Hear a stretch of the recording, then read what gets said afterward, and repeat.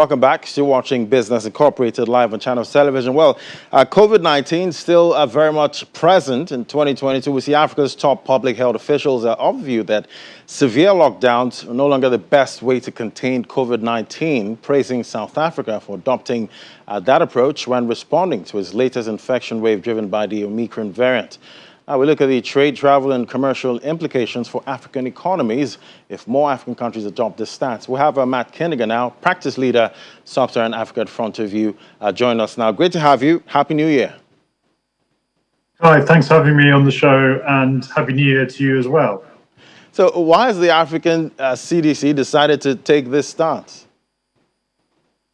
Yeah, certainly. So it's a very interesting approach to take, and it's likely because the CDC is accepting that the disease is probably becoming endemic in Africa. It's also closely watched South Africa's experience with the Omicron variant of COVID. So South Africa didn't tighten commercial restrictions during the latest wave, and what we've seen is a very quick reversal in infection rates, and also death rates have been very low during this latest wave. So it's probably watching South Africa very carefully. It has been heartened by South Africa's experience. So that's probably one factor.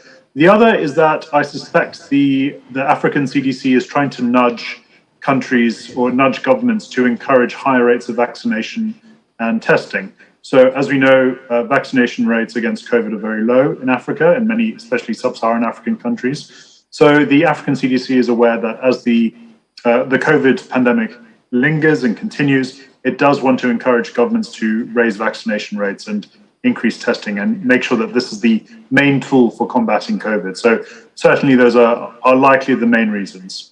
Well, quite interesting that South Africa is actually being praised right now. But do you expect, the government to follow the African CDC's new guidance, to avoid lockdowns?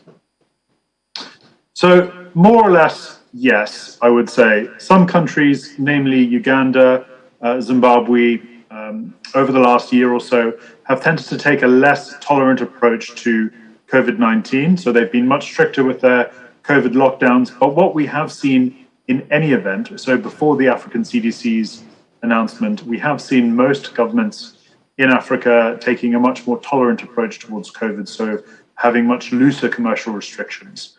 But what we would expect this announcement, or the impact of this announcement to be, is that it gives governments some political maneuverability. So it gives them a greater justification. Even if governments wanted to introduce tighter lockdown restrictions over the next year or so, most governments in sub-Saharan Africa are facing quite significant fiscal pressures, and they don't have the capacity to support businesses and households through another period of commercial restrictions. So certainly these will be informing governments' decisions to keep commercial restrictions very light over the next year or so.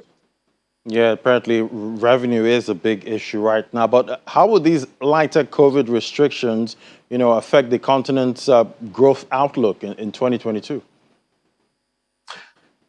Very broadly, lighter restrictions will be positive for the growth outlook for African economies.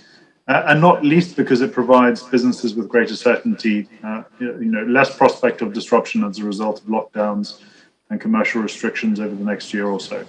And this is especially the case in countries that have tended to use tighter commercial restrictions over the last 18 months. So that includes Kenya, Uganda, Zimbabwe, and also South Africa to an extent.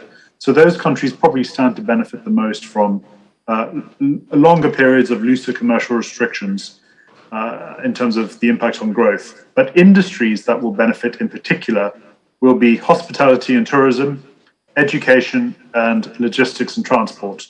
And this is because especially hospitality and tourism and education have borne the brunt of tighter commercial restrictions in the past. So those are the industries on which restrictions tend to be imposed first during COVID lockdowns in Africa. So those are the industries that we think will benefit the most, as well as overall levels of economic activity over the next year or so. All right, Matt. Well, we'll keep tracking that portion of the economy to see how it goes in 2022. It's a new year. Well, we're optimistic, that things will actually move well. That's Matt Kindiger, practice leader, Sub-Saharan Africa, Front of You. Always great to have you on the show. Thanks very much.